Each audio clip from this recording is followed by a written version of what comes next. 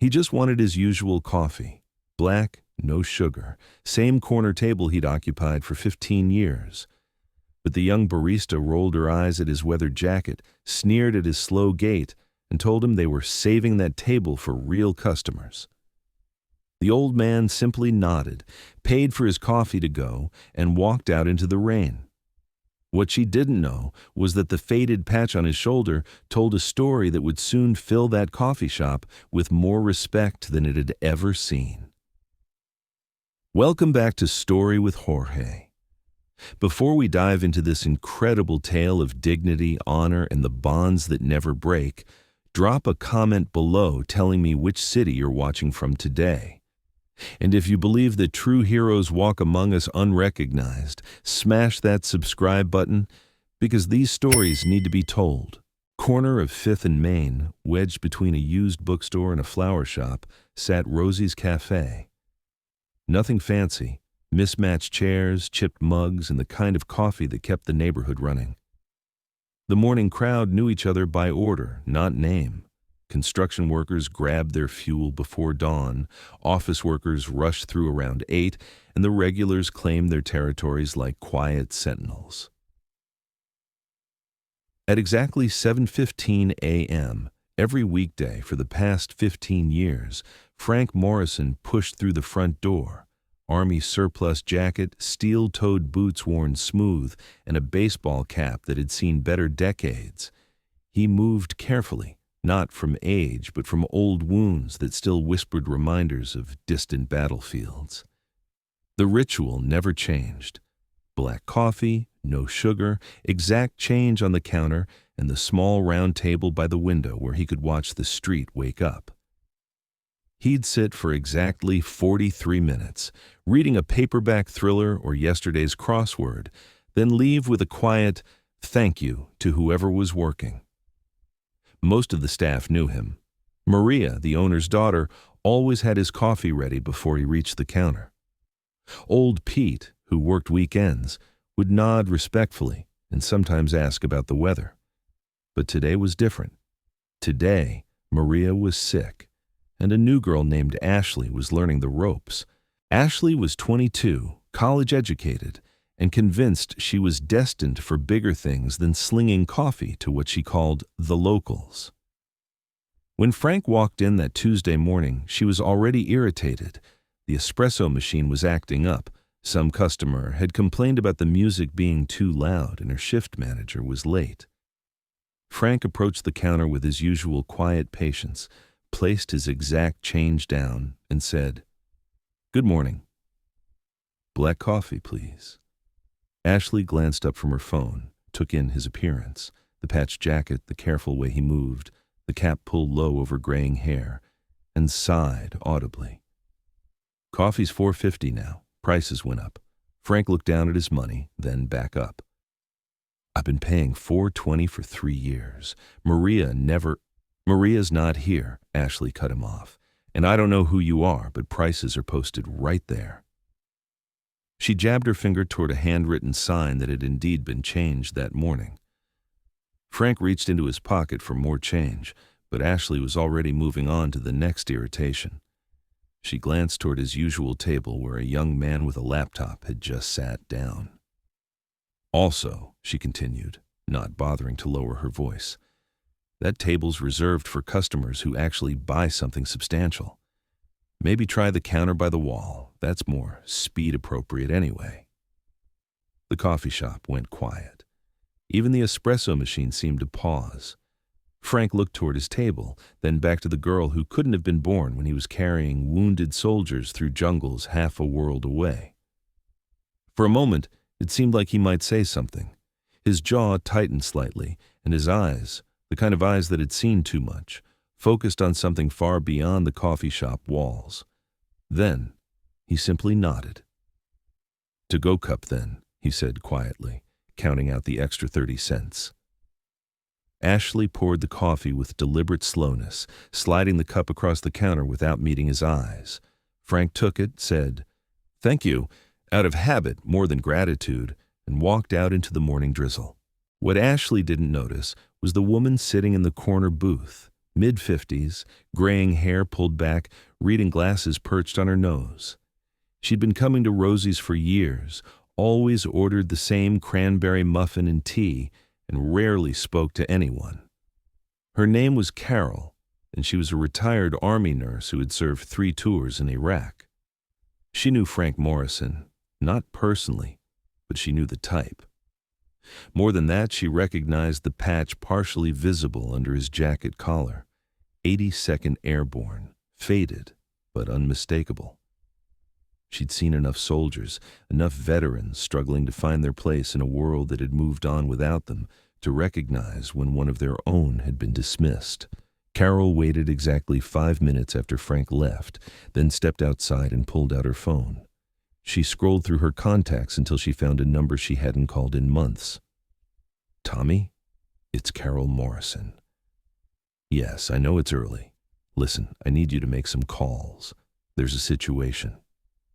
At 8:47 a.m., the first pickup truck pulled into the parking lot behind Rosie's Cafe. No fanfare, no honking, just a quiet arrival. The driver sat for a moment, engine running, then turned it off and stepped out. Marine veteran, 20 years of service, now worked construction but still carried himself like he was ready for inspection. 3 minutes later, another truck arrived, then a sedan. Then a motorcycle with a rider wearing a leather jacket covered in patches that told stories most people would never understand. By 9:15, 12 vehicles had gathered in the lot. No coordination, no group text, just the kind of network that forms when people who've served together realize one of their own needs backup. They didn't rush in, didn't make a scene. They just waited. Carol had made 1 call. Tommy had made 3. Those 3 had made others. In less than an hour, word had spread through the veteran community like smoke signals across a prairie. Frank Morrison, the Frank Morrison who'd pulled wounded men from helicopters in Vietnam, who'd volunteered for the worst assignments, who'd come home and never once asked for special treatment, had been disrespected by someone who didn't know better. At exactly 9:30, the front door of Rosie's Cafe opened, and 12 men and women walked in. Not together, but in a steady stream. Each ordered coffee or tea, found a table or counter space, and sat down. No military bearing, no uniforms, just customers enjoying their morning beverages. Ashley barely noticed at first. The morning rush was winding down, and she was more concerned with texting her friends about her terrible job and awful customers. But slowly, something about the atmosphere began to change. These weren't typical customers. They were too quiet, too aware of their surroundings. They sat with their backs to walls, positioned themselves with clear sightlines to the door. Most unsettling of all, they all seemed to be waiting for something. When the bell above the door chimed for the 13th time, Frank Morrison walked back in. Same weathered jacket, same careful gait, same quiet dignity that Ashley had completely missed an hour earlier. This time, though, he didn't walk to the counter. Instead, he stopped just inside the door and looked around the room. 12 faces looked back at him. Some he recognized from VA appointments. Others were strangers who'd served in different wars, different decades, but all part of the same brotherhood. One by one, they stood up. Not dramatically, not in unison, but with a kind of natural respect that can't be taught or faked. The oldest among them, a man with silver hair and hands marked by decades of honest work, stepped forward. "Frank," he said simply, "we heard you might want to sit at your table today." Ashley finally looked up from her phone. The coffee shop was full of people, all standing, all looking at the old man she'd dismissed an hour earlier. The laptop guy at Frank's usual table glanced around, quickly closed his computer, and moved to the counter without being asked. Frank's usual table sat empty, waiting. "I don't understand," Ashley said to no one in particular. The silver-haired man, his name was Bill, and he'd served with the 101st Airborne, turned toward the counter. When he spoke, his voice carried the kind of authority that comes from leading men through impossible situations. "That man," he said, nodding toward Frank, Spent 2 tours in Vietnam pulling wounded soldiers out of hot zones. Purple Heart, Silver Star, Bronze Star with V for Valor. When he came home, he became a paramedic and spent 30 years saving lives in Detroit. Never once asked for special treatment, never once expected recognition. He paused, letting the words settle in the suddenly quiet cafe. He just wanted his coffee and his table. Same thing he's wanted every morning for 15 years. Nothing more. Ashley's face flushed red. Around the room, other customers, the regulars who knew Frank by sight if not by name, began to understand what they'd witnessed. Frank raised his hand slightly, a gesture that somehow commanded attention without demanding it. "It's all right," he said quietly. She didn't know. No harm done. But the silver-haired veteran shook his head. "Respect isn't something you give when you know someone's story, Frank. It's something you give because they're human, because they matter, because that's what decent people do." Frank walked to his table and sat down. Without being asked, Ashley prepared his coffee. Black, no sugar, regular price, which suddenly seemed like the least important detail in the room. Her hands shook slightly as she carried it over. "Sir, I'm sorry, I didn't—" "No," Frank finished gently. "I understand. But maybe now you'll remember that everyone who walks through that door has a story. Some of them are worth more than you might think." One by one, the 12 veterans finished their drinks and left. Not as a group, but individually, the same way they'd arrived. Each one stopped by Frank's table, some offering a handshake, others just a nod. The message was clear. You are not alone. As the last one left, the coffee shop returned to its normal rhythm. But something had fundamentally changed. Ashley found herself looking at each customer differently, wondering what stories they carried, what battles they'd fought, what quiet heroism lived behind ordinary faces. Frank finished his coffee in exactly 43 minutes, the same as always. When he stood to leave, Ashley was waiting by the counter. "Mr. Morrison," she said. Carol had quietly told her his name. "Your coffee's on the house tomorrow, and every day after that if you want." Frank smiled for the first time that morning. "That's kind of you, but not necessary. I can pay for my coffee. I just want to drink it in peace." He placed exact change on the counter, $4.20, the price it had been for 3 years, and walked toward the door. "Same time tomorrow?" Ashley asked. Frank paused, looked back at his table by the window, and nodded. "Same time tomorrow." Word spread through the neighborhood, as it always does in small communities where people still know each other's names. The story got embellished and simplified in equal measure, but the core message remained. Frank Morrison was more than he appeared, and the people who served with him would always have his back. The coffee shop became something of a pilgrimage site for local veterans, not because anything dramatic had happened there, but because it represented something important. The idea that respect shouldn't depend on recognition, that dignity shouldn't require explanation. Ashley kept working at Rosie's, but she was different. More patient with elderly customers, more curious about the quiet ones, more aware that heroism often wears ordinary clothes and orders black coffee with no sugar. Frank kept coming in at 7:15 every morning, sitting at his table by the window, reading his paperbacks and working his crosswords. The only difference was that now, when other customers glanced his way, they saw something they'd missed before. Frank Morrison never asked to be honored. He didn't want parades or ceremonies or special treatment.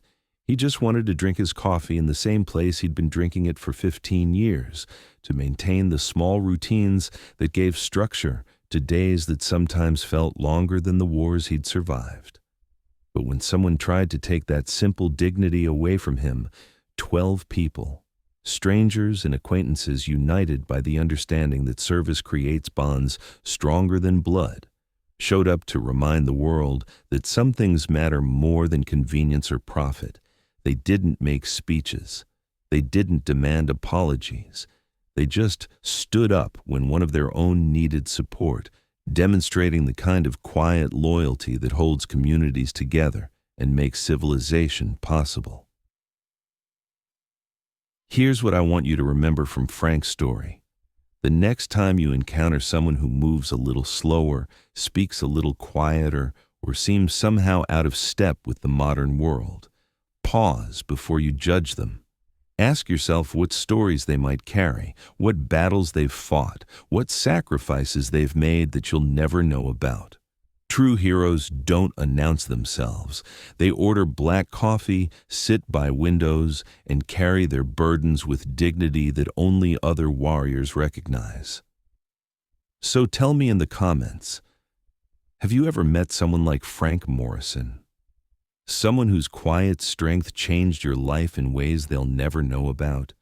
Share their story, because these are the people who deserve to be remembered.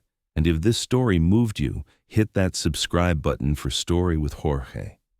We're here to remind the world that extraordinary people live ordinary lives all around us, and sometimes the greatest act of heroism is simply showing up when someone needs to know they're not alone. Until next time, remember this: respect costs nothing, but its absence can cost everything. Be the person who stands up. Be the person who shows up. Be the person who remembers that everyone you meet is fighting battles that you know nothing about. See you in the next story.